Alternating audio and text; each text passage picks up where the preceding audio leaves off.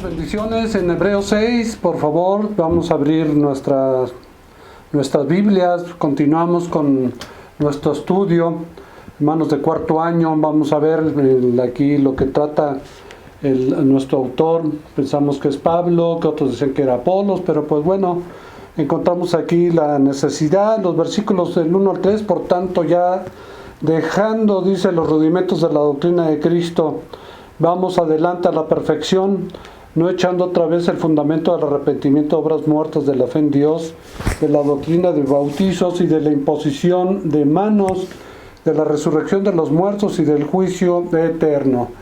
Aquí pues nos trata el autor una necesidad de ya llegar a la madurez, o sea, es como la vida física, ¿no? Primero eres bebé, luego niño, después creces y ya eres un joven, después un adulto. Y pues aquí ese es el desarrollo también espiritual de un creyente. De esto está hablando aquí estos primeros versículos. Es un desafío, ¿verdad?, que presenta el autor a seguir hacia la perfección o hacia la madurez. Dice, dejando la primera palabra ahí, que pues vemos así que nos dice el autor que no está diciendo que abandonemos o que estemos descuidando las doctrinas básicas, ¿verdad? Pues son los fundamentos, los rudimentos, le llama aquí, de que lo que he estado hablando, sino dejando, pues como por ejemplo un pajarito finalmente sale de su cascarón, ¿no? De que llega el momento que crece y pues hay que dejar el cascarón y salir, y hasta las mamás luego los avientan, ¿verdad? Para que salgan volando y se ejerciten de esa manera. Y pues se habla de los rudimentos, de una manera de expresar pues la infancia espiritual a la que estábamos comentando, ¿verdad? Y lo compara con la madurez de la que ya Pablo en Gálatas capítulo 4 del versículo 1 al 5 ya nos había hablado algo acerca de esto. Y dice el autor, vamos adelante, o sea, avancemos, ¿no? Más allá de las verdades elementales, hay hermanos que tienen años ya viviendo los rudimentos en las bases y no han crecido. Necesitamos el alimento, ya cuando crece dice primero la leche y después alimento sólido, verdades ya que nos puedan liberar dice, conoce la verdad y la verdad te hará libre de tantos y tantos problemas, situaciones, crisis emocionales y ataques del enemigo. Pues que necesitamos la palabra, esta alimentación que nos nutre espiritualmente. De esto está hablando el autor, ¿verdad? Y dice, hay que ir hacia la perfección.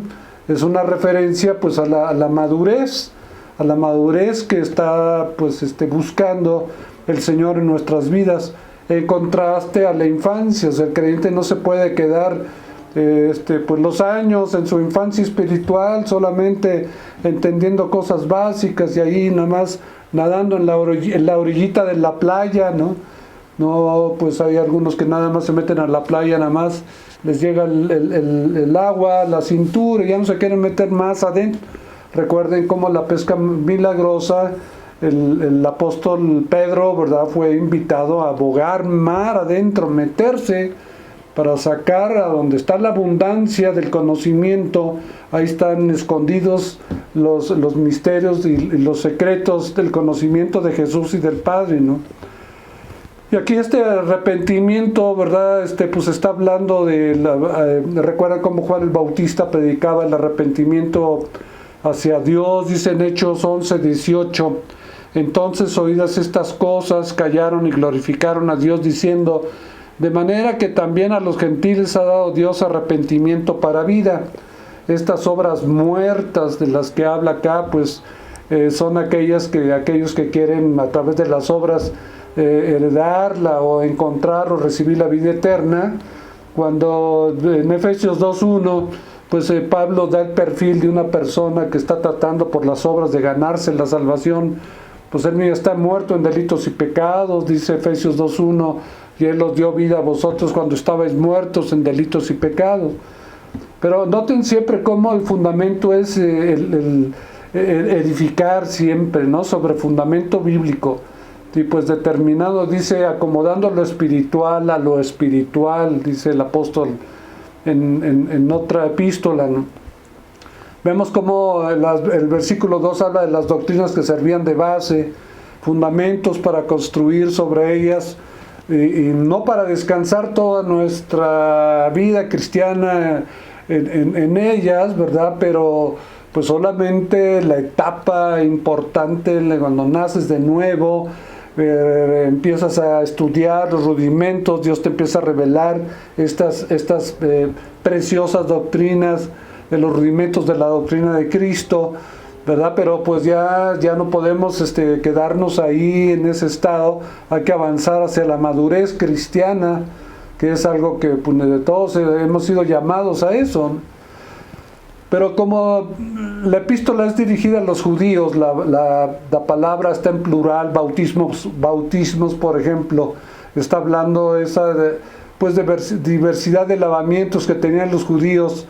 Ahí, por ejemplo, en el capítulo 9, 10 de nuestra epístola, está hablando de ello, dice, ya que consiste solo de comidas y bebidas, de diversas abluciones, está refiriéndose a esta variedad distinta de bautismos, aunque en la iglesia conocemos de algunos tipos de bautismo, el bautismo en Cristo, el bautismo en agua, Jesús hablaba del bautismo en fuego, bautismo en el cuerpo de Cristo, bautismo producido por el Espíritu Santo cuando lo recibimos en nuestras vidas. Entonces también habla de la imposición de manos. Pues bueno, a veces los apóstoles eran mandados a una misión, oraban sobre ellos, les ponían las manos, pero era un rasgo muy sobresaliente que encontramos en los sacrificios levíticos. Por ejemplo, en Levítico 1:4 dice la palabra, y pondrá su mano sobre la cabeza del holocausto y será aceptado para expiación suya. Señalando de esta manera, pues cómo se identificaba con el sacrificio que ponía las manos, era una transmisión de las culpas y los pecados del oferente, ¿no? sobre la víctima, el cordero, el animal ofrecido. Y bueno, también el Antiguo Testamento habla de la resurrección de los muertos, una forma pues más elemental que ya se explica en el Nuevo Testamento y que se reconoce como una doctrina ya importante, ¿no? La resurrección de Cristo, cuando nosotros también en Cristo resucitamos juntamente con Él.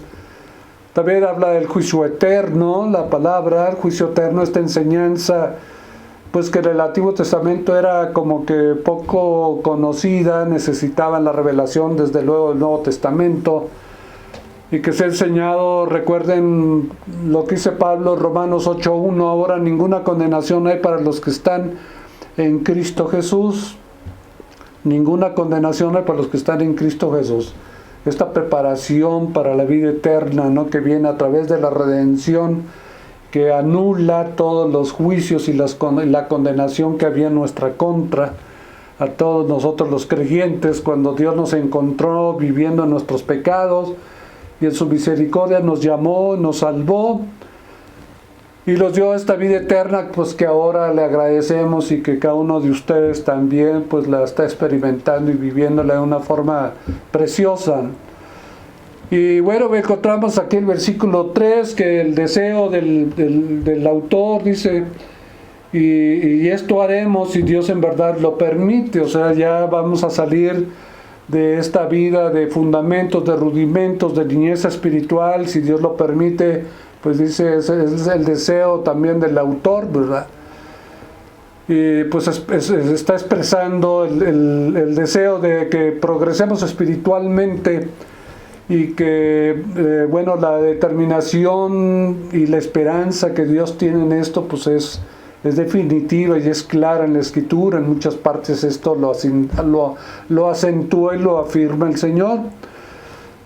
Es decir, pues ir hacia adelante, hacia las cosas más profundas de la verdad. O sea, nademos hacia lo profundo, hermanos.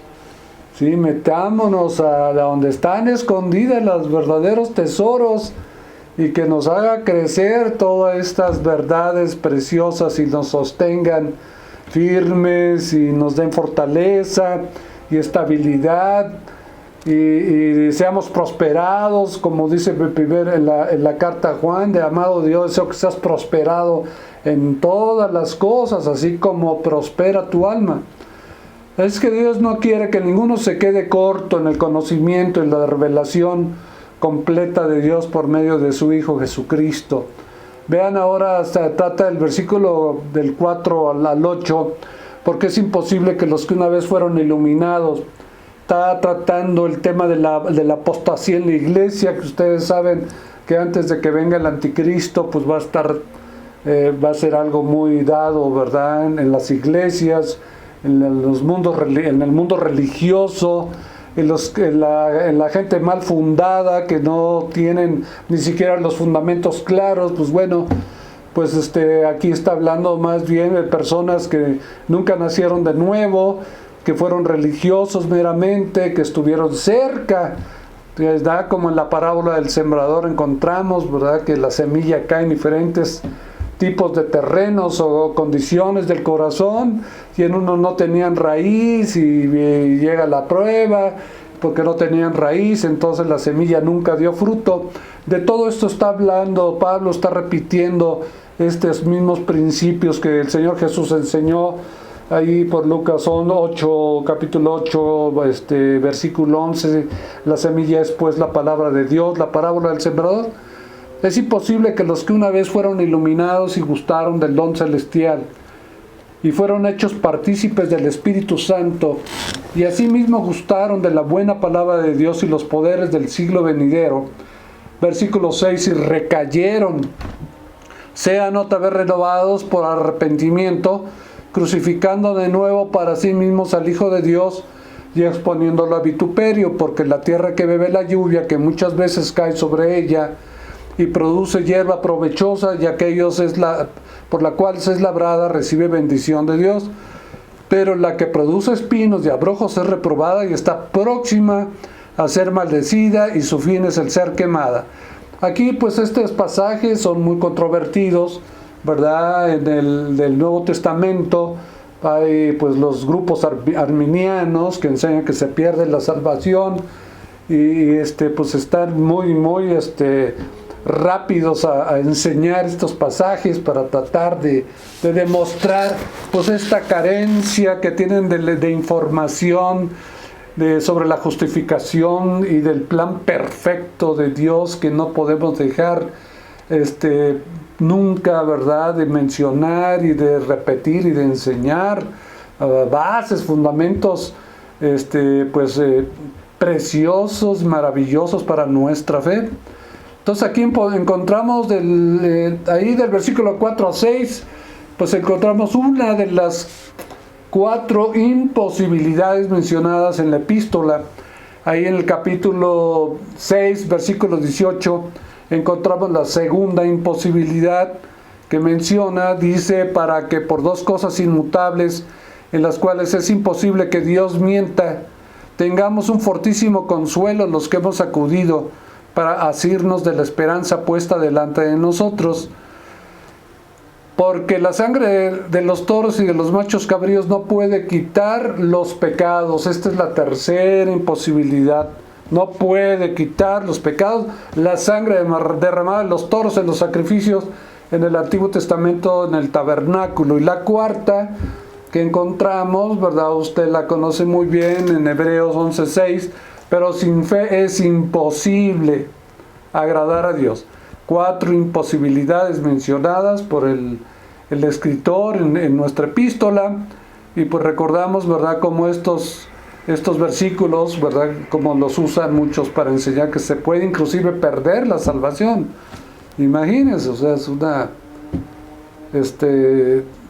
es una falta y como decía, una carencia de conocimiento de la teología más completa y perfecta que Dios diseñó desde antes de la fundación del mundo.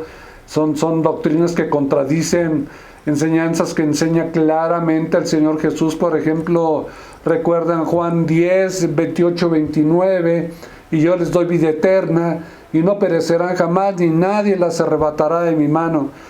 Nadie las arrebatará de mi mano. Mi Padre que me las dio es mayor que todos, y nadie las puede arrebatar de la mano de mi Padre. O en Romanos 8:35, ¿quién nos separará del amor de Cristo?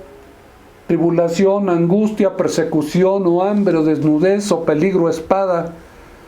Versículo 38 de Romanos 8 también, por lo cual dice Pablo, estoy seguro que ni la muerte, ni vida, ni ángeles, ni principados, ni potestades, ni lo presente, ni lo porvenir. Versículo 39, ni lo alto, ni lo profundo, ni ninguna otra cosa creada nos podrá separar del amor de Dios que es en Cristo Jesús, nuestro Señor.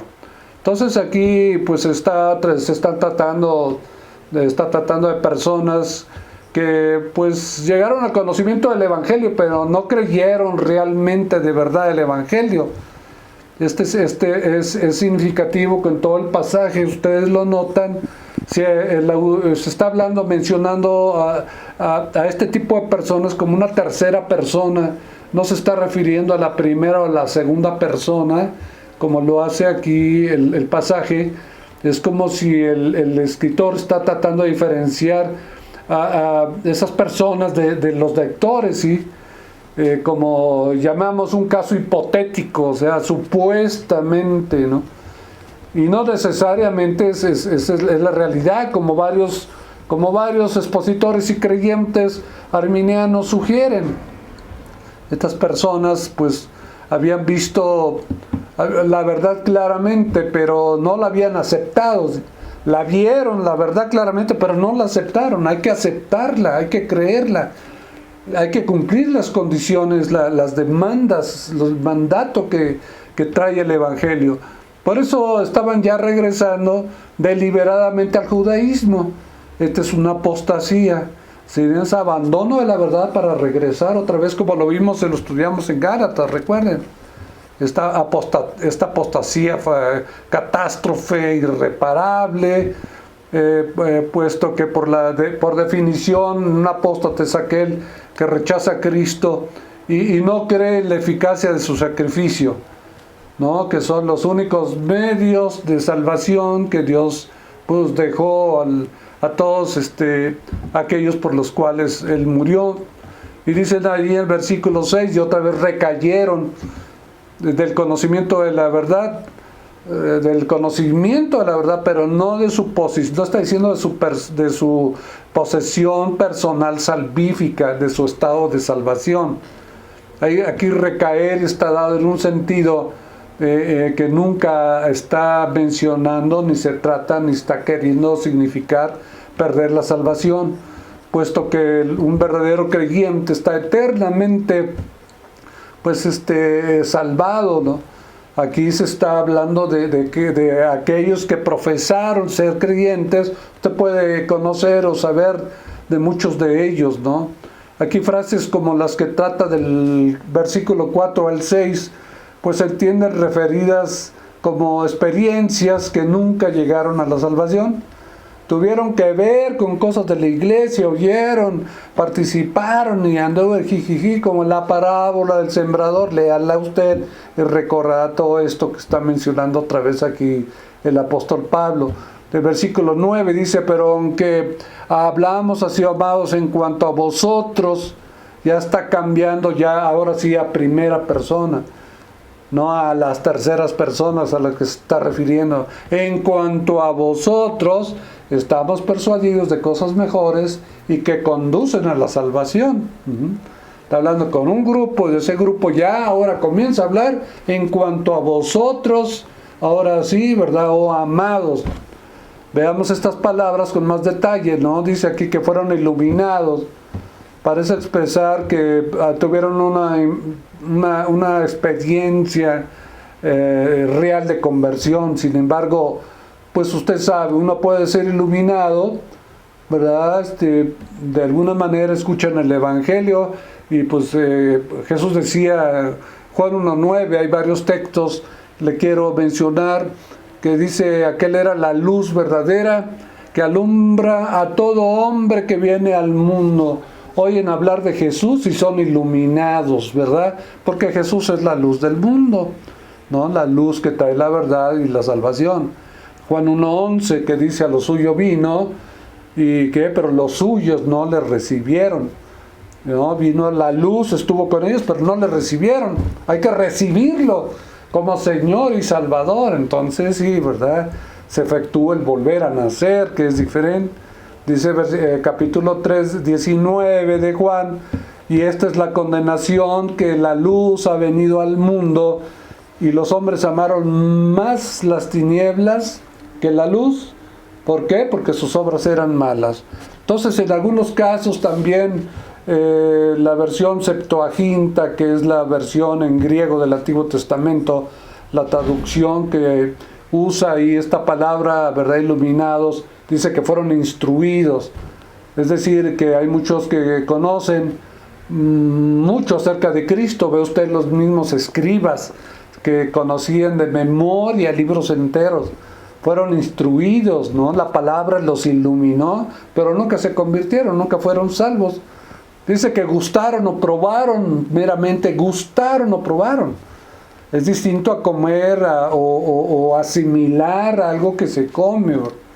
Como Jesús hablaba en Juan capítulo 6, del versículo 51 a 54, que hablaba que comiera de su carne viviría para siempre y tendría pues la salvación, ¿verdad? Y bueno, pues muchos vamos a ver, vamos a conocer que participan también de una manera en la congregación, y la convicción del Espíritu Santo, sin embargo, llega a sus vidas, les trata el Señor de mostrar sus malos caminos, su necesidad de salvación. Sin embargo, nunca ceden a recibir a Cristo. Pues esto habla también de que nunca fueron escogidos y llegaron solamente a ese punto, pero ya no pasaron de las tinieblas a la luz admirable del Señor. Esta obra del Espíritu Santo para convencer de pecado, de justicia, pues no los llevó finalmente a Cristo, no alcanzaron la salvación que nos dio el Señor a ti y a muchos de nosotros. Y también se puede referir a un disfrute temporal de muchos privilegios pues que obtiene la gente al estar cerca, escuchando, viendo en la congregación, o familiares suyos que lo oyen hablar, que ven su testimonio. Pero pues es evidente entonces que participaron como Judas, ¿no? Que él participó en la obra con los otros discípulos. Imagínense qué gran ejemplo de estos Judas, ¿no? Y que es evidente pues que nunca fue salvo. Pues encontramos entonces que muchos que han profesado el cristianismo y que siguen ligados al judaísmo y al viejo pacto, pues nunca pusieron plenamente su confianza en el Señor Jesús como su Señor, como es el Hijo de Dios y nuestro Salvador. Y pues recayeron, ¿verdad? Dice la palabra, esta fe que no duró hasta el final, una fe temporal que se marchita y muere, como nos habla Mateo 13, 20 al 27, ¿no? Así es que en la palabra no encontramos tal cosa de que se puede uno salvar y después perder la salvación para después volverla a recuperar. Esto es una fantasía. Esto es una ilusión filosófica de un agnosticismo pues basado no en la Escritura. Nunca la Escritura ha enseñado eso. Nunca se dice que Cristo puede ser crucificado de nuevo, como aducen muchos, ¿no? Como aduce la misma Escritura para aquellos que rechazaron siendo salvos al Señor, para que después otra vez puedan volver a ser salvos. Y pues bueno, esto no es así. Vamos a ver cómo, pues después de recibir tal conocimiento, ¿verdad? Esto demuestra pues que no tuvieron el propósito de recibir la voluntad de Dios en sus vidas, la negaron, y pues se unieron más bien a aquellos que recibirán finalmente la condenación de manera voluntaria, ¿verdad? Al final en el día del juicio, ¿no? Así es que pues aquí menciona el tipo de suelo. Vea usted ahí en el versículo del 7 al 8, dice así: porque la tierra que vive la lluvia que muchas veces cae sobre ella y produce hierba provechosa, aquellos por los cuales es labrada, recibe bendición de Dios, ¿verdad? Aquí vemos como algunos que rechazan al Señor son comparados a una tierra, como lo hace la parábola del sembrador mencionada, que absorbe la lluvia, pero que da como fruto espinos y abrojos, ¿sí? El versículo 7 menciona este tipo, el contrario, ¿verdad? En contraste, que produce un buen fruto, ¿verdad? Esta tierra que pues recibe la lluvia, dice aquí en el versículo 7, pues que produce espinos y abrojos, no produce un buen fruto, como veremos ahorita en los siguientes textos.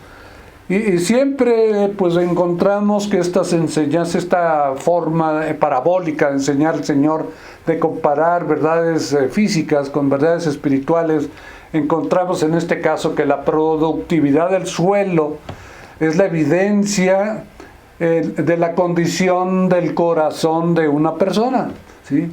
La productividad del suelo, del corazón, la productividad del corazón. Jesús decía, todo árbol bueno da frutos buenos, por ejemplo, ¿no? Y pues la realidad de la vida nueva se debe manifestar, hermanos, en frutos efectivos, ¿verdad? Dice, pues, la palabra que nuestros deseos, nuestros hábitos, nuestros actos de servicio, nuestras relaciones, todo eso deja ver y da testimonio en realidad si sí o si no la persona tiene una experiencia verdadera con el Señor. Dice, en cambio, los espinos de abrojos son simbólicos de la incredulidad y la maldición del pecado, de la escritura, ¿no? El suelo que es tan duro que la lluvia no puede penetrar y hacer su obra, y llevar a cabo la obra para la cual fue enviada. Dice, pero si produce espinos y abrojos, su fin serán quemados.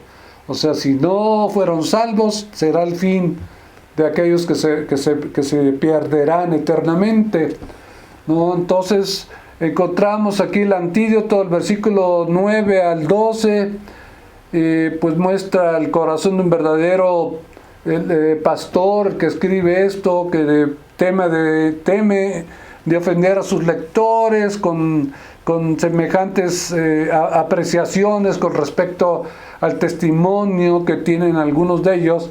Por eso comienza mencionando pues la confianza que tenía en ellos de que no eran apóstatas sino creyentes genuinos. Ahí en el versículo 9, pero en cuanto a vosotros, amados, estamos persuadidos de cosas mejores, ¿sí? En cuanto a vosotros, hermano, él está convencido de ese testimonio que tienen ellos, ¿sí? De que no eran ellos del pasaje anterior. Además, pues su vida da evidencia de que no eran apóstatas, como dice el versículo siguiente. Dice, y estas cosas, ¿verdad? Estas cosas mejores y que pertenecen a la salvación, en contraste con las mencionadas ya desde el versículo 4 y 5 anteriormente, que no alcanzan la salvación. Bueno, entonces de estas cosas mejores, dice acá que se mencionan a continuación, pues el versículo 10, que habla acerca del carácter de Dios. Es imposible que Dios olvide, porque no es injusto como nosotros, ¿verdad? Él se acuerda de todas las obras de amor prestadas para su nombre y serán recompensadas en el tribunal de Cristo, como dice Pablo en 2 Corintios 5:10. Y también aquí vemos que el conocimiento que Dios tiene de todos nosotros en las cartas de Apocalipsis siempre dice, yo conozco tus obras. Y Él sabe el servicio que tú prestas a los santos. Y esta es una forma en que se puede ver muy claramente la salvación en el servicio que llevan a cabo muchos hermanos, ¿no? Porque servir a los hermanos es servir a Cristo, el que le